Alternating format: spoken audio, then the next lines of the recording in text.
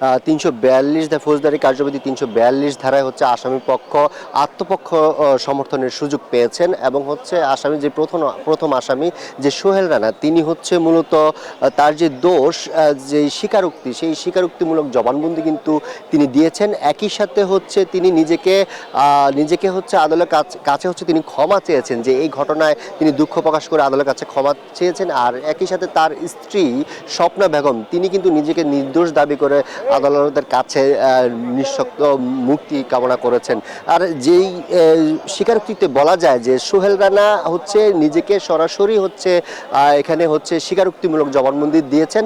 আর একই সাথে এই আজকের যেই আত্মপক্ষ সমর্থনের সুযোগ ৩৪২ ধারায় সেই আত্মপক্ষ প্রক্রিয়াটি শেষ হয়েছে। আর আগামীকাল হচ্ছে বিচারক এই উভয় পক্ষের হচ্ছে যুক্তিতর্ক আসামি পক্ষ বাদী এবং হচ্ছে বিবাদীর হচ্ছে যুক্তিতর্কের দিন ধার্য করেছেন। একই সাথে ধারণা করা হচ্ছে যে আগামীকাল হচ্ছে যখন যুক্তিতর্ক শেষ হবে তখনই কিন্তু এরপর হচ্ছে সেই কার্যদিবসে হয়তোবা এই রামিসাকে ধর্ষণ এবং হত্যা মামলার যেই রায় সেটি ঘোষণা করা হতে পারে।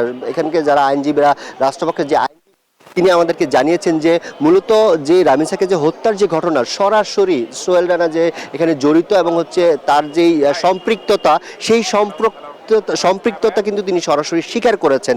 যার কারণে রাষ্ট্রপক্ষের আইনজীবী দাবি করছেন যে এই যেহেতু এখানে আরও ১৬ জন সাক্ষী হচ্ছে সোহেল রানার বিরুদ্ধে সাক্ষ্য দিয়েছেন যেটি রেকর্ডভুক্ত হয়েছে আদালতে, যার কারণে এখানে মূলত যে রায় হতে যে বা সর্বোচ্চ শাস্তি হওয়ার ক্ষেত্রে যে ধরনের প্রক্রিয়াগুলো সম্পন্ন করতে হয় সেই প্রক্রিয়াগুলো কিন্তু সম্পন্ন হয়েছে।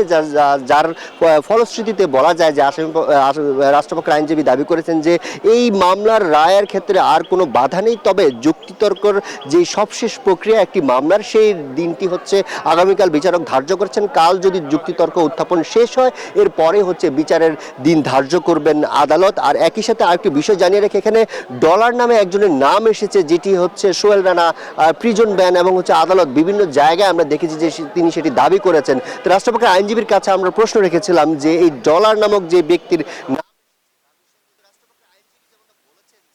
এই হত্যা মামলায় বা এই মামলায় প্রভাবিত করার জন্য বা বাধা সৃষ্টি করার জন্য মূলত সোহেল রানা এই ধরনের নাম উত্থাপন করতে পারে। কিন্তু 146 ধারায় হচ্ছে যে এর আগে যেই স্বীকারোক্তিমূলক জবানবন্দি দিয়েছেন সোহেল রানা সেটিতে এরপর থেকে যত কার্যক্রম ছিল কোনো কার্যক্রমেই কিন্তু ডলার নামক কোনো নাম আসেনি।